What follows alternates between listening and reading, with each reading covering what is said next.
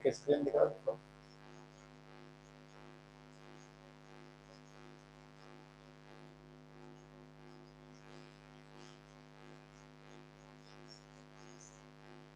नहीं,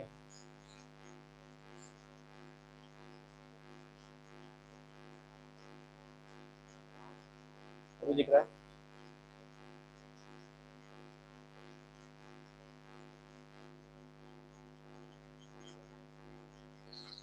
स्क्रीन दिख रहा है अभी।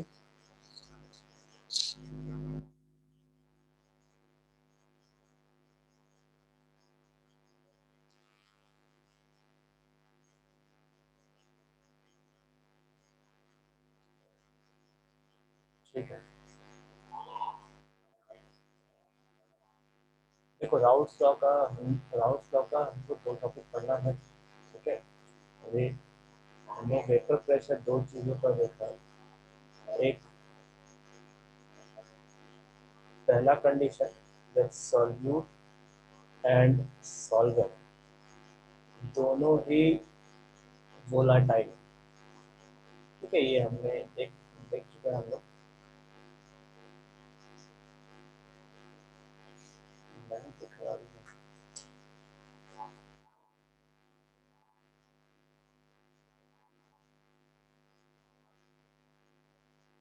अब दिख रहा है स्क्रीन?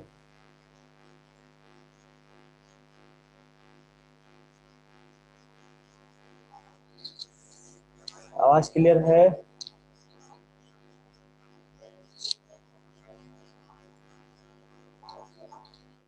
ठीक है,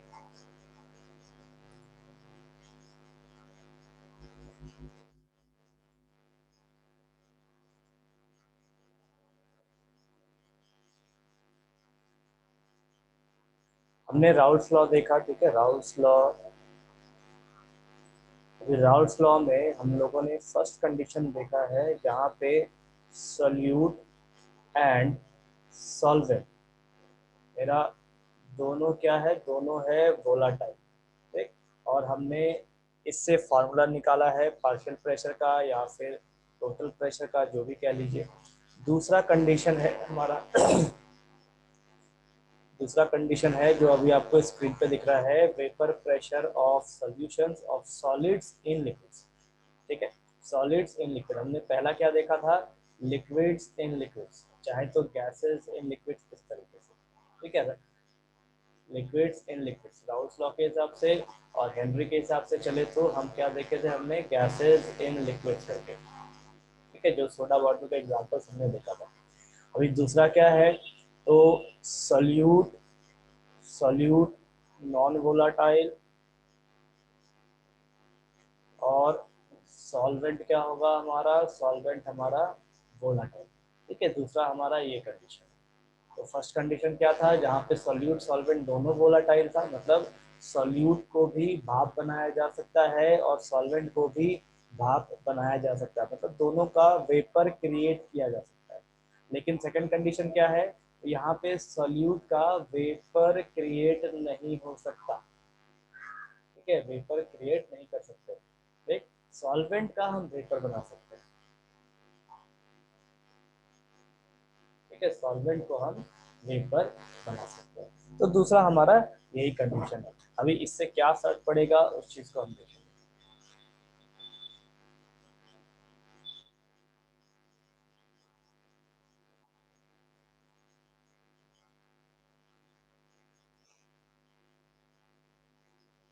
ठीक है, तो Raoult's law Raoult's law second condition second condition ठीक है, और देखो सेकेंड कंडीशन जो है वो फर्स्ट के जैसा ही है, ड्राइंग्स वगैरह सब वैसे ही बनेगा, बस हल्का सा चेंज आएगा सॉल्यूट में।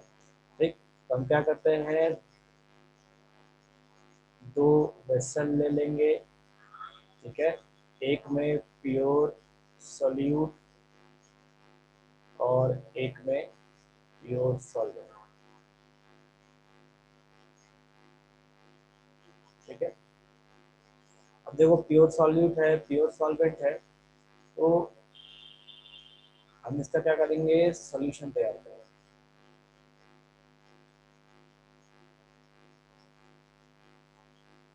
इसको इसमें डालें, इसको इसमें डालें, और हमने क्या किया, एक सोल्यूशन तैयार किया। ठीक, अब आप देखो मेरे पास सॉल्यूट जो है किस फॉर्म में है, सॉलिड के फॉर्म में। तो सॉलिड का हम वेपर क्रिएट नहीं कर सकते, क्यों, क्योंकि हमने यहाँ पे लिया है सॉलिड नॉन वोलाटाइल। ठीक है, सॉलिड नॉन वोलाटाइल है। तो सॉल्यूट जब हम मिक्स करेंगे सॉल्वेंट में तो हमको सॉल्यूशन बनेगा, और हमको क्या दिखेगा कि यहाँ पे जो सॉलिड का कुछ मॉलिक्यूल्स है जो इसके सरफेस पे आके चिपक रहा है। ठीक है, तो इसको मैं लिख देता हूँ, दिस इज सॉलिड सॉल्यूट। ठीक, अंदर भी होगा कुछ, कुछ अंदर में होगा, कुछ सरफेस पे होगा सॉल्यूशन का। इस तरीके से हमको यहाँ पे सॉल्यूशन देखने को मिलेगा। अब देखिए इस जगह पे ये प्योर सॉल्वेंट है, प्योर सॉल्वेंट के लिए हमने प्रेशर क्या लिया था, P1 नॉट। ठीक, और सॉल्यूट है, सॉल्यूट के लिए हमने प्रेशर क्या लिया था, P2 नॉट। तो चूंकि वहाँ पे हमारा वोलाटाइल था, मतलब वेपर बना सकते थे, यहाँ हम वेपर नहीं बना सकते, तो यहाँ पे हम इसका बात करेंगे ही नहीं। ठीक है, तो ध्यान से देखो दोनों फॉर्मूला एक जैसे ही हैं, लेकिन हल्का सा फर्क होता है, कॉन्सेप्ट दोनों का एक ही है। अभी हम क्या करते हैं, अगर इसको हीट करना चालू करें तो क्या होगा, ये लिक्विड का वेपर निकलना चालू हो जाएगा। ठीक है, तो लिक्विड का वेपर कहाँ से निकलेगा, इस जगह से, इस जगह से, इधर से, यहाँ से, मतलब जहाँ जहाँ लिक्विड के वेपर को जगह मिलेगा वो वहाँ से निकलना चालू होगा। ठीक है, इस तरीके से। तो यहाँ पे हमको क्या दिखेगा, ऊपर में लिक्विड का वेपर देखने को मिलेगा। ठीक है, अब जो लिक्विड का वेपर है वही वेपर क्या करेगा, डाउनवर्ड डायरेक्शन में हमको प्रेशर एक्सर्ट करते हुए दिखेगा। ठीक है, तो नीचे की ओर मैं एरो दिखा देता हूँ, इस तरीके से हमको डाउनवर्ड डायरेक्शन में प्रेशर देखने को मिलेगा। अब आप एक चीज देखो कि इस जगह पे, इस जगह पे जहाँ पे सॉलिड का पार्टिकल है, उस जगह से हमको कोई भी वेपर ऊपर जाता हुआ नहीं दिख रहा है। ठीक है, तो हम एक आसान भाषा में कह सकते हैं कि लिक्विड का जो वेपर उठ रहा है, मान लीजिए ये बुलबुला उठा, यहाँ से उठते हुए गया और यहाँ पे जाके फंस गया, उसी तरीके से यहाँ से बुलबुला उठेगा और यहाँ जाके फंस जाएगा, उसी तरीके से यहाँ से बुलबुला उठेगा और यहाँ जाके फंस जाएगा। ठीक है, देखो ड्राइंग को थोड़ा ढंग से देखिए। ठीक, यहाँ पे क्या दिखाया है मैंने, तो ये देखो ब्लू कलर से जो मैंने दिखा रखा है, यहाँ क्या है, तो बुलबुला उठ रहा है और ऊपर में जाके सॉलिड पार्टिकल से जाके नीचे अटक जा रहा है। ठीक है, ठीक है, जो बुलबुले यहाँ से उठ रहे हैं वो जाके अटक जा रहे हैं। अब हो क्या रहा है, तो वेपर प्रेशर यहाँ मेरा कितना है, P1 नॉट। ठीक, यहाँ पे जो वेपर प्रेशर क्रिएट होगा,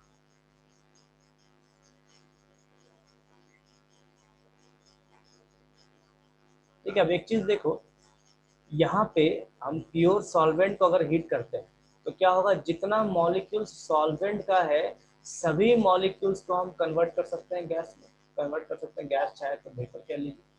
ठीक है, तो जो हमको प्रेशर देखने को मिलेगा वो हर एक मॉलिक्यूल से आएगा, लेकिन जो यहाँ पे सॉल्यूशन है, सॉल्यूशन में जो हमको वेपर देखने को मिल रहा है या वेपर प्रेशर देखने को जो मिल रहा है वो कुछ कम देखने को मिलता है। क्यों, क्योंकि जो सॉलिड का पार्टिकल है वो सॉलिड पार्टिकल इन वेपर्स को बाहर निकलने नहीं देते। ठीक है, तो मैं यहाँ लिख देता हूँ रेस्ट्रिक्टेड वेपर्स, रेस्ट्रिक्टेड वेपर। ठीक, तो इसी वजह से वेपर प्रेशर जो सॉल्यूशन का होगा, ये वेपर प्रेशर हमेशा कम होगा किसके, तो प्योर सॉल्वेंट के। ठीक है,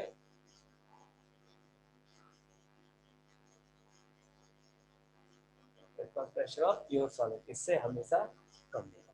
तो इस जगह पे जो हम प्रेशर देखेंगे, अभी हमने देखो हम टोटल प्रेशर क्या लेते थे, P1 is equal, sorry P1 है, P total is equal to P1 plus P2 लेते थे। अब यहाँ पे आप देखिए कि P2 का कोई भी वेपर क्रिएट नहीं हो रहा, तो ये वेपर प्रेशर में नहीं जाएगा, नो वेपर प्रेशर। ठीक है, क्यों? क्योंकि यहाँ पे सॉलिड सॉल्यूट है और ये नॉन वोलाटाइल है, तो हमको इसका कोई भी वेपर प्रेशर देखने को नहीं मिलेगा। तो टोटल प्रेशर जो भी होगा वो किसके वजह से होना चाहिए? तो पूरा का पूरा सॉल्वेंट के वजह से होना चाहिए। ठीक है, हमको यहाँ पे टोटल प्रेशर जो सॉल्यूशन देखने को मिलेगा वो सॉल्वेंट के वजह से मिलेगा। तो जो भी होगा टोटल प्रेशर वो सॉल्वेंट के मोल फ्रैक्शन के वजह से होना चाहिए, सॉल्वेंट्स मोल फ्रैक्शन के वजह से हमको देखने को मिलेगा। ठीक है, तो ये बेसिक फर्क है हमारा फर्स्ट कंडीशन और सेकंड कंडीशन का। फर्स्ट कंडीशन में क्या था? दोनों वोलाटाइल थे। सेकंड कंडीशन में क्या है कि सॉल्यूट नॉन वोलाटाइल है और सॉल्वेंट हमारा वोलाटाइल है।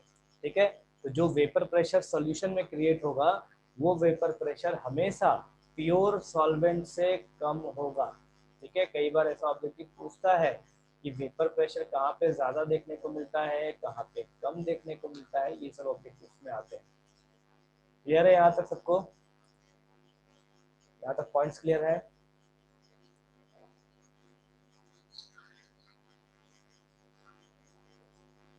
देखो ये कॉन्सेप्ट बहुत इंपॉर्टेंट है। यहाँ पे जो मैंने यहाँ दिखाया है आपको ड्राइंग में कि बुलबुला निकलता है और निकल के जाके फंस जाता है सॉलिड के सॉल्यूट से, ये सॉल्यूट का ये जो सॉलिड सॉल्यूट है उसमें जाके नीचे फंस जाता है। ठीक है, ये बहुत इंपॉर्टेंट है क्योंकि हम लोग जब पढ़ेंगे कॉलिगेटिव प्रॉपर्टीज तो वहाँ पे इस चीज़ का बार बार जिक्र होगा। ठीक है, तो इस चीज़ को हमेशा ध्यान में रखेंगे इस चैप्टर में।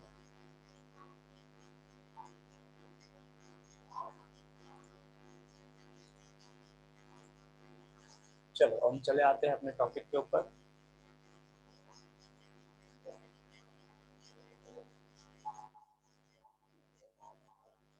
Vapour pressure of solutions of solids in liquids. तो वेपर प्रेशर क्या डेफिनेशन है? सेम डेफिनेशन जो हमने पढ़ा है ऑलरेडी पहले। ठीक है, जो भी डेफिनेशन हमने पढ़ा है वेपर प्रेशर का सेम चीज़ है, इसलिए मैं जिक्र नहीं कर रहा है इसका। The vapor pressure of the solution is always less than that of pure solvent। ठीक है, जो भी मैंने बताया कि जो सॉल्यूशन में जो सॉल्वेंट का बुलबुला उठता है वो जाके सॉलिड सॉल्यूट में फंस जाता है या उसके वजह से वो बाहर निकल नहीं पाता। इसके लिए जो सॉल्यूशन का वेपर प्रेशर होगा वो हमेशा सॉल्वेंट से कम होना चाहिए, मतलब प्योर सॉल्वेंट से कम होना चाहिए। So in solution, some of the non-volatile solute molecules occupies the surface of the solution. Therefore, the fraction of the surface covered by the solvent molecule get reduced. Okay.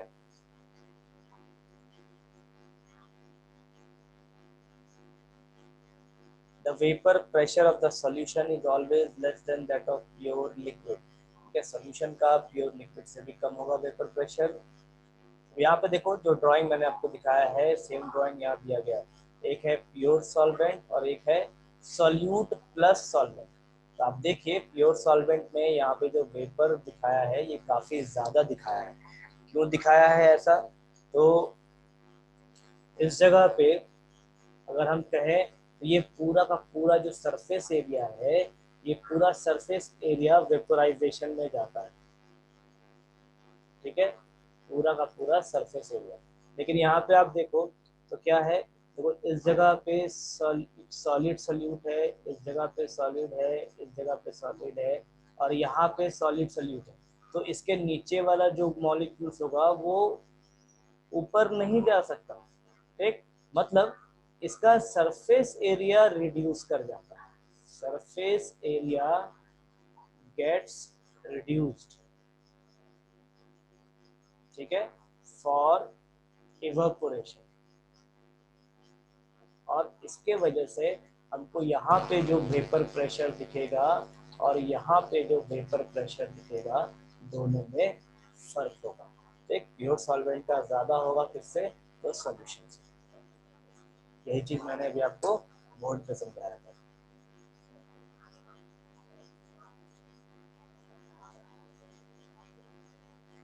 The decrease in vapor pressure of solvent depends on the quantity of non-volatile solute present in the solution. कितना vapour pressure decrease करेगा वो solute के ऊपर depend करता है. Example, 1 mole of urea is dissolved in 1 kg of water. Exerting vapor pressure is same as that of 1 mole of sucrose is dissolved in 1 kg of water at the same temperature. ठीक है, दोनों जो है, एक आपका urea है तो एक आपका चीनी है, ये दोनों surface area different different cover करते हैं. ठीक है, उस चीज़ का ये एग्जांपल आपको दिया गया है. Then Raoult's law is in general for any solution. The partial vapor pressure of each volatile component in the solution is directly proportional to the mole fraction. Same definition है, सिर्फ यहाँ पे volatile component का जिक्र किया गया है. Example, Pi is directly proportional to Xi and Pi is equals to Pi not into Xi not. ठीक, तो हम लोग क्या लिखते थे अभी तक हमने क्या लिखा है, हम लिखते थे कि P1 is equals to P1 not into X1, P2 is equals to P2 not into X2. ठीक है, ये मोल फ्रैक्शन था हमारा इसके लिए, तो सॉल्वेंट के लिए, और ये मोल फ्रैक्शन किसका है, तो सॉल्यूट का है. ठीक है, ये प्योर सॉल्यूट का वेपर प्रेशर और ये प्योर सॉल्वेंट का वेपर प्रेशर. ठीक है, अब आप देखो कि यहाँ पे कॉमन टर्म यूज किया गया है पी आई. ठीक है, या यू कहे तो आई का टर्म यूज किया गया है. ठीक, आई इसलिए यूज किया गया है कि डेफिनेशन चेंज करके क्या कहा गया, partial vapour pressure of each volatile component. अब मान लीजिए कि हम देखो यहाँ पे क्या पढ़ रहे हैं, हम यहाँ पे पढ़ रहे हैं बाइनरी सॉल्यूशन. ठीक है, मतलब एक सॉल्यूट होगा और एक हमारा सॉल्वेंट. ठीक, अब इसके जगह मैं कर दूं टर्नरी सॉल्यूशन. इसका मतलब है दो सॉल्यूट ले लेते हैं और एक सॉल्वेंट ले लेते हैं. ठीक है, तो डेफिनेशन हम कैसे यूज करेंगे, अभी डेफिनेशन क्या कहता है, ईच वोलाटाइल कंपोनेंट, मतलब जो सॉल्यूशन है हमारे पास, चाहे वो बाइनरी हो, चाहे टर्नरी हो या क्वाटर्नरी हो, उसमें जो भी वोलाटाइल होगा, मतलब जो वेपर क्रिएट करेगा, हम उसी का राउल्ट्स लॉ से उसका फॉर्मूला या उसको हम यूज करेंगे. तो अब यहाँ पे मान लीजिए दो कंपोनेंट है, तो हमने क्या क्या लिया था, P1 और P2. अब इसी में 3 कंपोनेंट हो जाएगा तो हम क्या लेंगे, P3 यूज करेंगे. इस तरीके से अगर 4 कंपोनेंट हो गया तो इस तरीके से यूज करेंगे. ठीक है, तो इसके लिए एक जनरल टर्म लिया जाता है आई, और आई से इक्वेशंस को डिनोट किया जाता है. ठीक है, अब यहाँ पे देखो ये जो सेकंड कंडीशन हम पढ़ रहे हैं, सेकंड कंडीशन में क्या है हमारा, तो जो सेकंड है हमारा सॉल्यूट का, सॉल्यूट क्या है, तो सॉल्यूट है non volatile. Solute non volatile है, तो जो आई है, आई किसके लिए लिखा जाएगा, सिर्फ और सिर्फ P1 के लिए लिखा जाएगा. तो P1 is directly proportional to X1 and P1 is equals to P1 not into X1. ठीक है, तो इस तरीके से हम फॉर्मूलाज को रिलेट करते हैं और यूज करते हैं.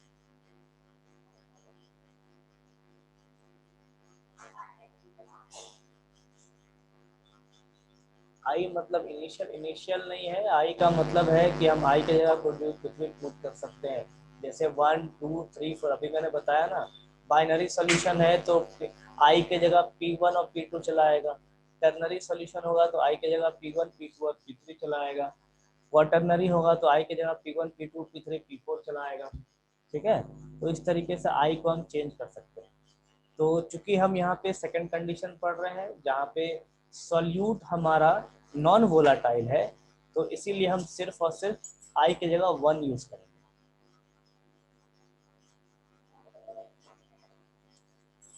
नो और प्रेशर, मनु क्या पूछ रहे हो, नो और प्रेशर क्या है?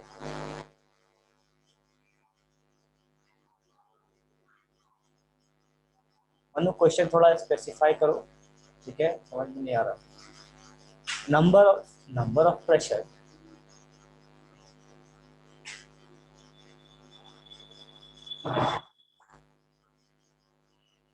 नंबर ऑफ प्रेशर नहीं, नंबर ऑफ कंपोनेंट्स के लिए यूज करते हैं, प्रेशर नहीं कह सकते, स्पेसिफिकली प्रेशर नहीं कह सकते।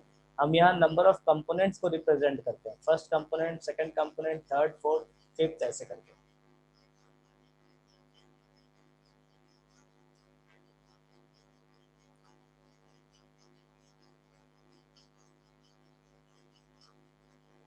हाँ बिल्कुल होगा, पी टोटल भी होगा, लेकिन अरे इससे पहले मैंने बोर्ड पे आपको दिखाया था ना पी टोटल लिख के। लेकिन पी टोटल यहाँ पे सिर्फ एक ही कंपोनेंट के वजह से आएगा, दोनों कंपोनेंट के वजह से नहीं आएगा। यहाँ पे देखिए P1 is equal to proportional constant, P1 not जो है प्रोपोर्शनल कांस्टेंट कह रहा है, लेकिन किसके लिए? तो vapour pressure of pure solvent के वजह से।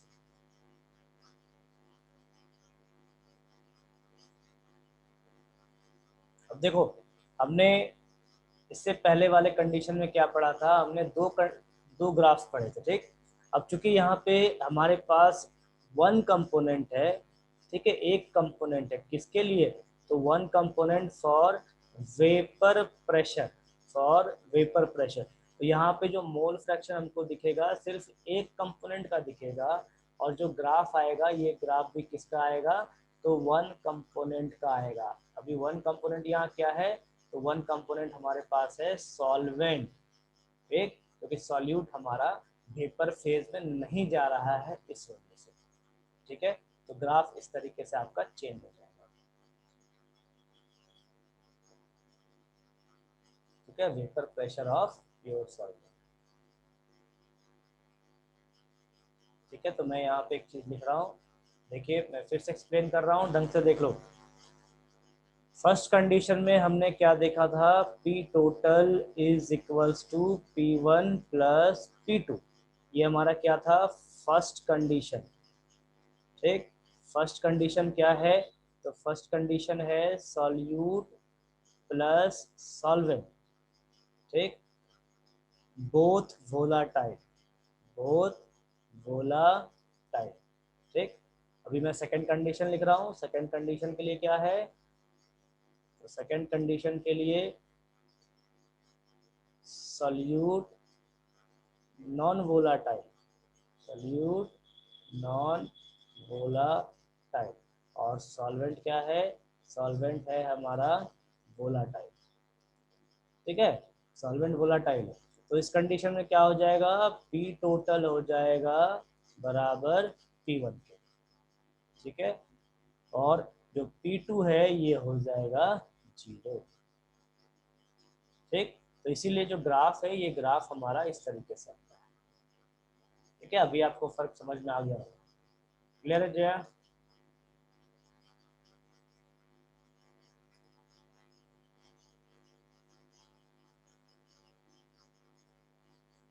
ठीक है, चलिए कुछ एमसीक्यूज हैं वो देखते हैं। As temperature increases vapour pressure of a liquid, जैसे जैसे टेम्परेचर बढ़ता है तो वेपर प्रेशर पे क्या फर्क पड़ना चाहिए?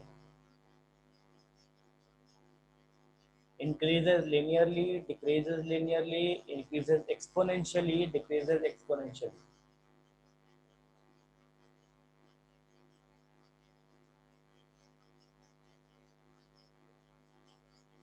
ठीक है, ऑप्शन ए, सबने क्या हमारा option A, that is increases. एक सेकंड में इसको चेक कर लेता हूँ,